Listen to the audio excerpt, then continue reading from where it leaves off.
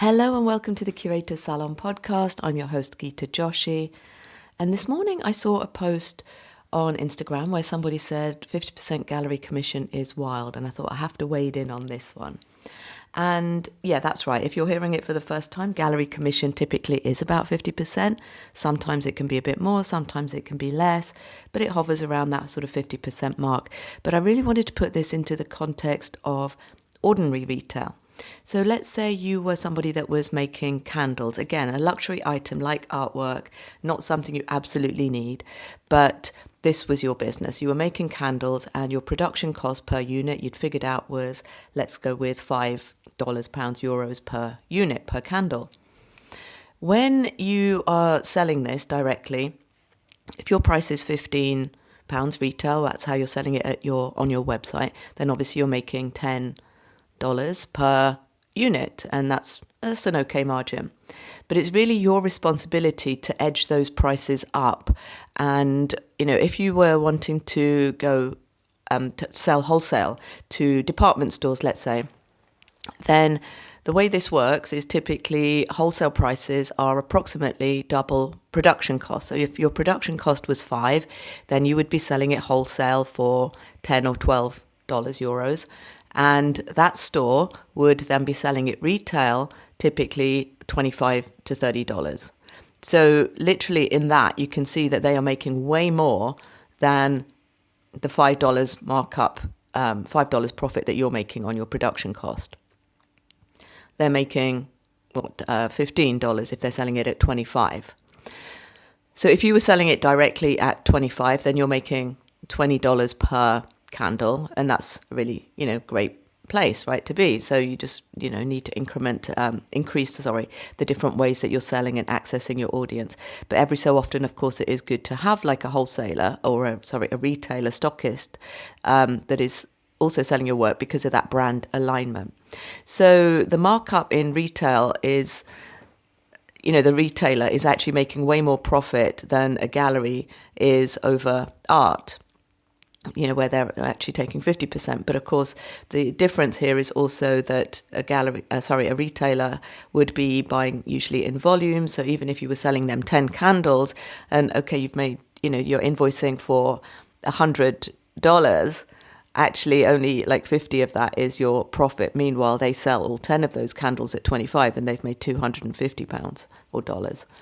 So this is one of those kind of things that, every artist kind of needs to think about. It's like, one, you need to raise your prices to a point that you are happy to actually, you're comfortable with the gallery taking that 50%, or you do this in a way that it actually complements your direct sales as well, which is the kind of optimal situation. Or, as some artists do, they just basically kind of sell just themselves, and then they'll periodically invest in fairs and things like this, or they'll invest in advertising to bring more people in directly to their world so that they can make those sales directly. But one of the really important parts of this is that it is the maker, whether it's the candles or the artist, they're the person that is responsible for those prices initially, right? Especially when you're entering those relationships. As you start working with galleries, you might see that there is appetite for your work, and you can incrementally be increasing those prices as well. But something else just to keep in mind here is that you usually don't want to have so much dependency on a gallery, because those relationships might not be forever. And, whether that gallery closes, and we hear a lot of stories at the moment around galleries closing, that that source of income can just dry up, right? And you're back to either finding new galleries, or hopefully, when the artists I work with usually work with more than one gallery, you've either got other galleries that are supplying your work, or you also have your own business where you're selling directly in place as well. And you don't want to leave that to be the thing that you figure out later on, right? You really want to be doing this right from as early as you can, and setting that price for your market, understanding the appetite for your work, understanding the kind of people that resonate with your work, that can comfortably afford it, and literally finding more of them. So this we call typically our ideal buyer, who our work is for. And this is something we've been covering quite a lot inside my 4-week Art Business Foundations program, because once you know what your messaging is, which is, the statement and the ideas that are embodied in that work, then we can start looking at like, okay, who would be the sorts of people that would be interested in work that embodies these sorts of ideas, and where can we find more of them? When you know this kind of information from the beginning and you are actively out there putting your work out there on social media, you're building your mailing list, all of these things is actually going to make it much easier for you to find a gallery later on as well, if that is something you are thinking about, because you're able to just to go in with more robust conversation around both your work, but who it's for, and then the galleries that you're choosing or the ones that you're opening conversations with, you would also be able to assess that they do have the kind of audience who would be able to comfortably afford your work, for example. And I've said this before, but if you're new to my world, you might have missed it. But really, you want to set a price, if you are right at the beginning of your art journey, that you can move upwards from. So, one of the few rules in the industry is that prices typically move upwards, and that is what you want to do. So if you are just really new to entering the marketplace, then have a price that you are comfortable charging for your work, knowing that it is going to be moving upwards from there, rather than having prices so high just because you've seen somebody else that makes similar work. But what you might not be seeing is that they have, basically built an audience, right? They have got different sort of credibility around the exhibitions they've been featured in, or the press and media that they've had, and all these sorts of things that actually are all kind of occasions that artists can use to raise their prices. So, having a price that when you're entering the marketplace that you can move upwards from. And this is something that you also get to kind of think about every time you launch a new body of work or a new collection and so on as well. Just going back to my retail example, I've also come across a lot of artists whose galleries have decided to publish their prints.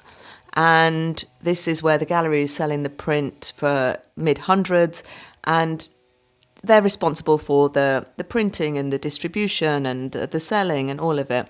And then the artist is coming out with under $100.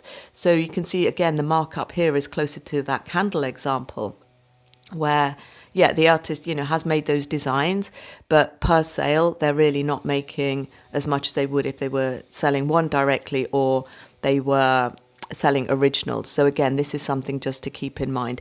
And again, really with this, what I want to say is that this is all about choices. These are all choices you can make. You might want to do that with some galleries, like let them handle the print production and have that, because you maybe, you see the benefit in that wider distribution, or people getting access to your work at those price points where your originals are significantly higher. So, again, it's going to be different for every artist, and it's really just about you making those choices that are most optimal for you and your goals. Something else I wanted to add was a lot of the news around galleries closing and that sort of thing, right? This year, in 2025, we've seen a number of galleries closing, and they've made the news, like the art newspaper and all the places are talking about it. But here's the other thing. There are people that are setting up as galleries and agents all the time as well. They just don't have the PR budgets to be making the news. And, unfortunately, bad news kind of takes up more, real estate in, that kind of news gets disseminated more. But there are certainly, every month I'm seeing like new galleries opening, new art ventures, people selling art, new platforms and things like that as well. So, if you are somebody that is taking too much notice of this, know that there is a flip side as well, where people are actually opening galleries and they are opening new platforms and things like that. And it's, again, a choice for you whether you want to participate on that.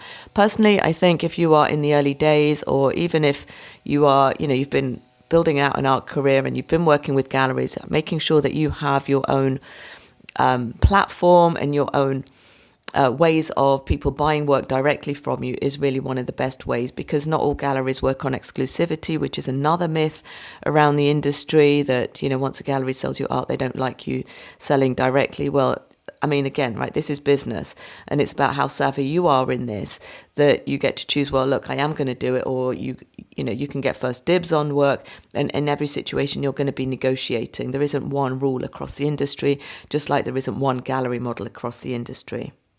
There are galleries that only show up at art fairs. There are ones that only sell online. There are ones that are a hybrid of all these sorts of things.